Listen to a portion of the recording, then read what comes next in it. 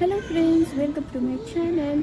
और फ्रेंड्स, आज हम बात करने वाले हैं कि कोर्ट के सामने आर्गुमेंट कैसे करें। तो फ्रेंड्स, बहुत बार ये होता है ना, जो न्यू प्लीडर होते हैं, हमारे जो न्यू कमर होते हैं, तो वो बहुत ज़्यादा घबराते हैं, पैनिक करते हैं कोर्ट के सामने आर्गुमेंट करने से। लेकिन इसमें कोई भी पैनिक करने की बात नहीं है फ्रेंड्स, कुछ भी ऐसा कुछ नया नहीं होता है।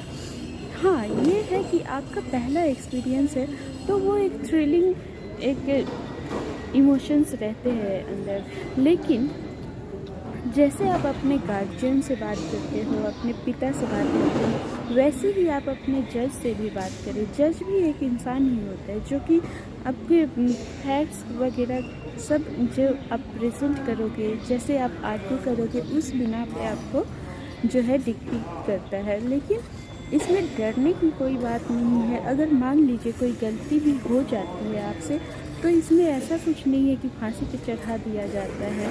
आप अपनी बातों को इम्प्लीमेंट कर सकते हो, मनवा सकते हो, आप बता सकते हो अगर आपसे कुछ गलती भी हो जाती है तो। ऐसा कुछ नहीं है कि बहुत ज़्यादा डरने की या घबराने की बात होती है। बस ये आप करिए कि आप कॉन्फिडेंस के साथ जाइए, और आप अगर सही हैं, आपका मामला सही है, तो आप ज़रूर जीतोगे। इसमें कोई भी घबराने की, डरने की कुछ बात नहीं है प्लीज़। तो आइए हम देखते हैं पहले तो कि आर्गुमेंट कैसे करते हैं। तो सीआरपीसी की जो सेक्शन 314 है, 314, उसमें जो है आर्गुमेंट का प्रावधान दिया गया है। लेकिन उसमें सिर्फ 2 पैरा में आर्गुमेंट का प्रावधान है जो समझा दिया गया। तो उसमें क्या लिखा गया है कि पहले तो आपको अपने एविडेंस डिस्क्लोज करने होते हैं, फिर आपको अपना आर्गुमेंट रखना होता है, फिर जो है आपको अपना रिटन सबमिशन देना होता है। तो फ्रेंड्स, इसमें क्या है कि आप जितना अच्छा आर्गुमेंट करोगे, उतना अच्छा जो है आप जज को कन्विंस कर पाओगे। और नहीं कर पाए तो आप कम कन्विंस कर पाओगे। हो सकता है आपकी अपोजिट पार्टी ज़्यादा अच्छा कन्विंस कर पाए। लेकिन फ्रेंड्स, यह सब जो क्या चीज़ें होती है ना, ये एक्सपीरियंस के जरिए होती है। आप जितना आर्ग्यू करोगे, उतना ही आपको एक्सपीरियंस होगा। तो आप इसके लिए तो क्या है कि पर्सनली जाके कोर्ट रूम में बैठे रहें, वहाँ पे जो पहले से प्रोसीडिंग चल रही है उनको फॉलो करें, ध्यान से सुने, उनको गो थ्रू करें। आपके सामने एक्सपीरियंस लॉयर्स जो आर्ग्यू करते हैं, उनको ध्यान से देखें, ऑब्ज़र्व करें उनके आर्गुमेंट्स को, उनके बिहेवियर को, उनकी बॉडी लैंग्वेज को, उनके रिटन सबमिशन को। फ्रेंड्स, हमेशा एक सीनियर के अंडर प्रैक्टिस पहले शुरू करना बहुत बेटर आपके लिए ऑप्शन होता है। अगर आप नए फील्ड में उतर रहे हो तो फिर उसके बाद आप ऐसे धीरे धीरे अपनी आर्गुमेंट जो है उसकी स्किल बढ़ाएं। फ्रेंड्स, जैसे कि मैंने बताया, आप सबसे पहला ज़रूरी बात तो ये है कि आप डरिए मत। जैसे कि एक पहली बार आप रोलर कोस्टर राइड पे चढ़ते हैं, तो आपको लगता है कि कैसे चढ़ेंगे, कहीं गिर ना जाए, कहीं उल्टी ना हो जाए, तबीयत ना बिगड़ जाए। तो यह सब डर होना जो है वह लाजमी है, स्वाभाविक है, सबको लगता है। पहली बार में सबको डर लगता है। लेकिन क्या होता है ना कि आवश्यकता जो है आविष्कार की जननी होती है। तो इस तरह अगर आप किसी जब कंसीक्वेंस को फेस करते हैं, तो आपके अंदर जो टैलेंट छुपा होता है, बहुत बार आपको खुद नहीं पता होता है। हो सकता है कि आप अपने सीनियर से भी फार बेटर आर्गुमेंट करें। तो अपने आप को कभी भी डिग्रेड ना करें, अंडर एस्टिमेट ना करें। क्योंकि कभी कभी क्या होती है ना, हम डिफरेंट परिस्थितियों में पड़ के ऐसा कुछ कर जाते हैं जो कि हमें भी नहीं पता होता है कि हम ऐसा भी कर सकते हैं। तो आप डरिए मत। आप बस जो भी आपने पढ़ा लिखा है, जो भी देखा है, समझा है, आपके समझ में जो आता है, उसके हिसाब से आप फील्ड में उतर जाए। आप ज़्यादा सोचे ना, सोचे, अपने पॉइंट वाइज पॉइंट, सारे पॉइंट्स को नोटिस करें और सारा लिख के रखे। हो सके तो आप एक चिट लेके जा सकते हैं, अपना सब कुछ प्रेजेंट करने के बाद आप क्या क्या बोलना है आप लिख के ले जा सकते हैं। अब वहाँ पे आप प्रेजेंट कर सकते हैं, पॉइंट वाइज आप वहाँ पे जज से आर्गू कर सकते हैं। और बेस्ट अगर ये बोला जाए तो अगर आप लिख के रखेंगे आपको क्या क्या पॉइंट जज के सामने क्लियर करना है तो ये आपके लिए बेटर होता है। क्योंकि कई बार क्या होता है ना कि बातों ही बातों में या फिर सामने से कुछ ऐसा किसी ने बोल दिया तो आप अपने पॉइंट्स भूल जाते हो। तो आपको अपना पॉइंट्स जज के सामने रखना बहुत ज़रूरी है। आपको ये पता होना चाहिए कि आपको क्या क्या रखना है। तो उसके लिए आप अपना 7-8 पॉइंट्स, जो भी आपके पॉइंट्स है आप चिट बना सकते हैं, हाथ में लेके जा सकते हैं, ऐसा कोई मना ही नहीं है। फ्रेंड्स, जब भी आप अपने एविडेंस प्रेजेंट करते हैं ना कोर्ट के सामने तो उसमें क्या होता है, सबसे पहले तो आप अपने फैक्ट को बेटर वे में प्रूव करें, आर्गू करें उसके बारे में, फिर अपना एविडेंस दें, फिर अपना जो है बिहेवियरल पैटर्न मैनेज करें। ये बहुत ज़रूरी होता है, नहीं तो वह कंटेंट ऑफ कोर्ट के खिलाफ चला जाता है। तो क्या होता है ना, सीरियस मैटर्स में बहुत बार कई बार सीनियर एडवोकेट्स भी जो हैं वह अपना बिहेवियर पैटर्न को जो है इक्वल नहीं रख पाते हैं, मेंटेन नहीं रख पाते हैं, जो कि मेंटेन रखना बहुत ज़रूरी है। और फ्रेंड्स, आपको जो भी पता है आता है आप वहाँ पे प्रेजेंट करें और हर एक पॉइंट जो आप प्रेजेंट करते हैं आपके फैक्ट से रिलेटेबल होना चाहिए, लॉजिकल रीजनिंग होनी चाहिए उसमें। आप बस प्रेजेंट करें और जो जजेस बैठे होते हैं वो बहुत हाई आईक्यू लेवल के इंटेलिजेंट पीपल होते हैं, वो खुद ही अपना लॉजिकल रीजनिंग उसमें से निकालेंगे। और अगर ना भी निकाल पाए तो आप कोशिश करें कि आप बेटर वे में अपनी जितने भी फैक्ट्स आप दे रहे हैं, जो भी आप आर्गुमेंट कर रहे हैं, वो लॉजिकली एक दूसरे से रिजोनेट करें। वहाँ पे कोई भी आप ऊट पटांग की बेफिजूल बातें करने की कोई ज़रूरत नहीं होती है, नहीं तो आप अपने मुद्दे से भटक जाएंगे। आपको एक मुद्दा पे रहना चाहिए और उसको पकड़ के उसी को आपको क्लियर करना है, प्रूव करना है। उसके बाद फ्रेंड्स, जितने भी आप फैक्ट्स प्रेजेंट कर रहे हैं उनको आपको सीक्वली मैनेज करना चाहिए। जैसे कि सीक्वेंस बाय सीक्वेंस आपको प्रेजेंट करना है, पहले क्या हुआ, बाद में क्या हुआ, उसके बाद में क्या हुआ।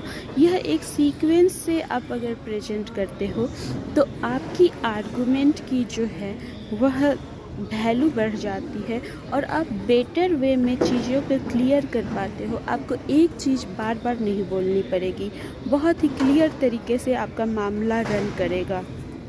अब बात करते हैं फ्रेंड्स कि आप अपने आर्गुमेंट को मैनेज कैसे करें। तो मैनेज करने के लिए सबसे पहली बात जो है, आपको पहले से प्रिपेयर कर लेना चाहिए कि आपको बोलना क्या है। आप पहले से ऐसे प्रैक्टिस कर सकते हैं, आईने में खुद को देख के बोल बोल के आप अपने वोकैबुलरी, अपने स्पीकिंग स्किल को मजबूत कर सकते हैं। प्लस फ्रेंड्स, आप एक मेमोरेंडम ऑफ ये आर्गुमेंट बना लें और उसमें क्या है उसको आप कोर्ट को प्रेजेंट कर सकते हैं और उसमें आपकी पॉइंट सारी बातें लिखी होगी। आप पैरा वाइज और पेज वाइज भी आप उसको कोर्ट के सामने प्रेजेंट करके बता के जज को आप अपनी मतलब सारी बातें क्लियर कर सकते हो। देखिए फ्रेंड्स, मेमोरेंडम एक प्रेजेंट करने का फ़ायदा ये होता है कि आपसे मुंह से बोली गई बातें कभी कभी आप भूल भी सकते हो, लेकिन आप जो लिख के देते हो ना वह एक सटीक रूप में रहता है और वह कोर्ट के पास सेव रहता है। तो मेमोरेंडम देना आपको अपने आर्गुमेंट की जो है यह आपके लिए फ़ायदेमंद होगा। और आप जो भी बोल रहे हो सकता है टाइपिस्ट कभी टाइप करे कि ना करे, लेकिन आप जो बोलोगे, आप जो लिख के दोगे वो कोर्ट के पास सेव रहेगा। वह ज़्यादा इन्फ्लुएंशियल होता है आपको, आपके मैटर के लिए। कई बार जो है फ्रेंड्स कोर्ट में मैटर्स इतने सारे होते हैं, वकील इतने सारे होते हैं, ऊपर से गवाह कुछ और बोल रहे हैं, कितनी बार केओस क्रिएट हो जाता है। तो इसमें क्या होता है, जज जो है इम्पेशेंट हो जाते हैं, वो फाइलें उठा के फेंक देते हैं कि आपने मतलब जो बोल रहे हैं वो आपके फाइल से मैच नहीं कर रहा है। तो आपको अपना जो फाइल बनाना है, जो भी मेमोरेंडम बनाना है, उसको सीक्वेंस वाइज बनाना है, पूरी प्रिपरेशन की तरह बनाना है। वरना जज जो बोलेगा कि आप प्रिपेयर ही नहीं हो अपने मामले को प्रेजेंट करने के लिए, तो वो आपको क्या बोलेगा कि आप जाएं और फिर से प्रिपरेशन करके आएँ, जो कि आपके मामले के लिए सही नहीं है। आप क्या है, आप एक अच्छे वकील तभी कहला पाओगे जबकि आप अपने क्लाइंट्स को जल्दी से जल्दी और अच्छे से अच्छा जजमेंट दिला पाओगे। तो इसके लिए आपको पहले से प्रिपरेशन जो है वह अच्छी होनी चाहिए। फ्रेंड्स क्या होता है ना, मामला दर मामला, अगर आपका एक मामला, दो मामला, तीन मामला अगर कमज़ोर होते गया तो आपकी एक इमेज बन जाती है कि ये लॉयर ऐसा है। और अगर आपका मामला दर मामला, पहला मामला, दूसरा मामला, तीसरा मामला सब हिट हो जाता है, तो क्या होता है कि आपका एक इन्फ्लुएंस बन जाता है। लोग बोलते हैं नहीं, हमको इसी वकील से केस देना है क्योंकि ये बहुत अच्छा आर्गू करते हैं, बहुत अच्छा प्रिपेयर करके मामले प्रेजेंट करते हैं, जज इनकी सुनते हैं। तो फ्रेंड्स इससे क्या होता है कि एक आपकी इमेज बिल्ड हो जाती है। तो फ्रेंड्स अपनी इमेज को रुइन ना होने दे। आपके पास जो भी छोटा या बड़ा जो भी मामला आता है, आप उसको बखूबी निभाएं और उसको एकदम हिट, सुपर हिट करके आए कोर्ट में।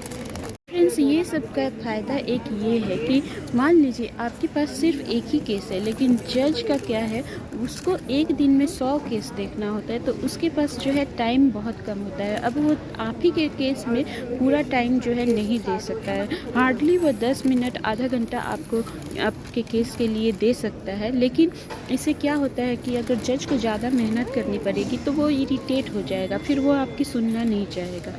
तो ये सब को आप अवॉइड करने के लिए अपने मामले को जो है, अपने मेमोरेंडम को जो है एकदम मिरर की तरह क्लियर रखें, क्रिस्टल क्लियर होना चाहिए आपका सारा फैक्ट। फ्रेंड्स ये सब को जो अवॉइड करने के लिए आपको क्या करना है, डेट वाइज सारे सीक्वेंस को याद रखना है, नोट करके रखना है कि इस डेट को ये हुआ था, उस डेट को ये हुआ था। ऐसे करके आप जो है अपने सारे जो सीक्वेंसेस है प्रोसीडिंग के, फैक्ट के, आप डेट वाइज उसमें नोट करके रखें। फिर जो है फ्रेंड्स आप अपना फैक्चुअल सीक्वेंस तैयार करें, मतलब हर एक कॉलम में आपका एक एक फैक्ट जो है वो मेंशन होना चाहिए। फ्रेंड्स अब इसमें क्या होता है, कभी कभी जो है मेमोरेंडम्स जो है 50-50 पन्ने के हो जाते हैं। तो इसमें क्या है, आपको जो आपके इम्पोर्टेंट पॉइंट है उसको पेज और पैरा वाइज आपको नोट करके लिखना होगा, और फिर आप आर्गूमेंट के टाइम उसको प्रेजेंट करें। अब इसके बाद आते हैं फ्रेंड्स एविडेंस के बारे में। तो एविडेंस आपके क्या क्या है उसको भी पॉइंट वाइज आप पैरा बना लें और उसको भी एक सीक्वेंस में डालें, और सीक्वेंस में आप पेज नंबर, पैरा नंबर सब कुछ नोट करके रखें कि कौन से पेज पे, कौन से पैरा में आपने कौन से वाले एविडेंस डाले हैं। अब फ्रेंड्स एविडेंस में भी जो क्या है, आपके सर्कमस्टेंशियल एविडेंस और डॉक्यूमेंट्री एविडेंस दोनों अलग अलग आपको लिखना चाहिए, और इंडोर्स्ड बाई और supported by this witness. Witness का भी नाम ज़रूर होना चाहिए कि कौन से विटनेस के द्वारा आप जो ये एविडेंस जो है पेश कर रहे हैं। फ्रेंड्स बारी आती है लीगल नॉर्म्स और बिहेवियरल पैटर्न। तो लीगल नॉर्म्स जो है ऐसे होते हैं जैसे कि आप कोर्ट में कुछ भी पहन के नहीं प्रेजेंट हो सकते, और एक खड़े होने का, एक जो है ड्रेसिंग कोड, इस सब का एक तरीका होता है। यहाँ तक आपका कॉलर बंद आपका ड्रेस होना चाहिए जो कि लॉयर्स का फॉर्मल यूनिफॉर्म होता है। आप ऐसा नहीं कर सकते कि कुछ भी ब्लैक एंड वाइट में कोई भी फैशन डिजाइनिंग वाला कपड़ा पहन के चले गए, तो ये मतलब कोर्ट का अपमान होता है। तो इसके वजह से आपको जज से डांट भी मिल सकती है अगर आप उस पतंग के कुछ भी कपड़े पहन के चले जा रहे हो तो। फिर ये ध्यान में रखने के बाद आपको होता है बिहेवियरल पैटर्न, जैसे कि अगर आप लोअर कोर्ट्स में हैं तो योर ऑनर करके आप बात करेंगे, और सुप्रीम कोर्ट हाई कोर्ट में है तो माय लॉर्ड करके बात करेंगे।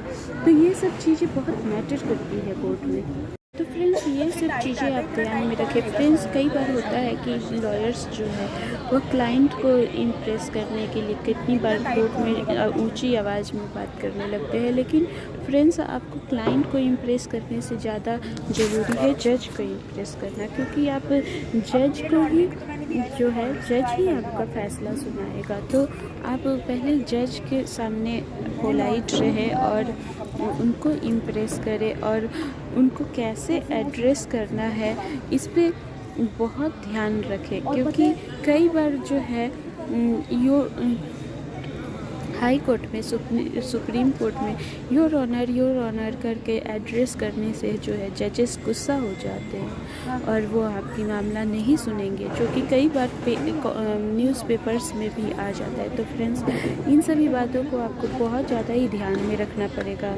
नेक्स्ट फ्रेंड्स आता है कि आप पे क्या एलिगेशंस लगाए गए हैं। तो आप अपना एलिगेशन मेंशन करें कि आप पे क्या एलिगेशन लगाए गए हैं, किस थाने के अंदर ये केस आया है, और क्या क्या जो आप सेक्शंस के अंदर बोल रहे हैं। यह सब बहुत ज़्यादा ज़रूरी होता है मेंशन करना, क्योंकि तभी जज साहब जो है आपके मेमोरेंडम के पेजेस पलटेंगे, वरना फिर वह रद्दी में चला जाएगा, रखा जाएगा।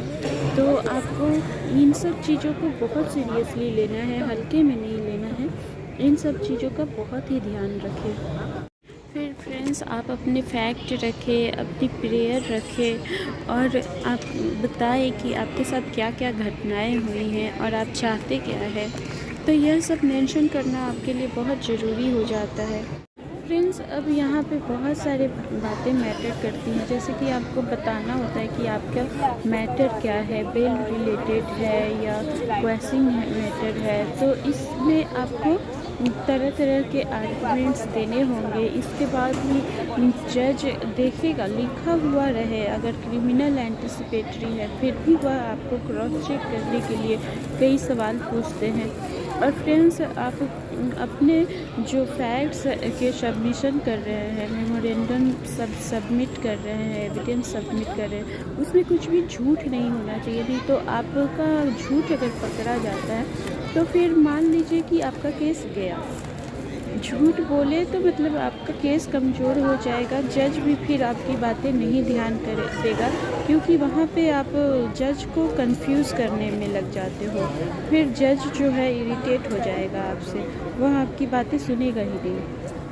फ्रेंड्स अगर आप अपना ओपिनियन अच्छा बनाते हैं, एक ईमानदार लॉयर का ओपिनियन बनाते हैं, तो आप डेफिनेटली केस जीत जाओगे, और आपकी जो इमेज है कोर्ट में वो अच्छी बनी रहती है, जजेस के सामने आपकी इमेज अच्छी बनी रहती है। तो इन सभी बातों का ध्यान रखें, आप ज़रूर केस जीतोगे, और इसमें डरने वाली कोई भी बात नहीं होती है, चाहे आप पहली केस लड़ो या आखिरी। तो friends best of luck for your cases, और मिलते हैं आपसे नेक्स्ट वीडियो में।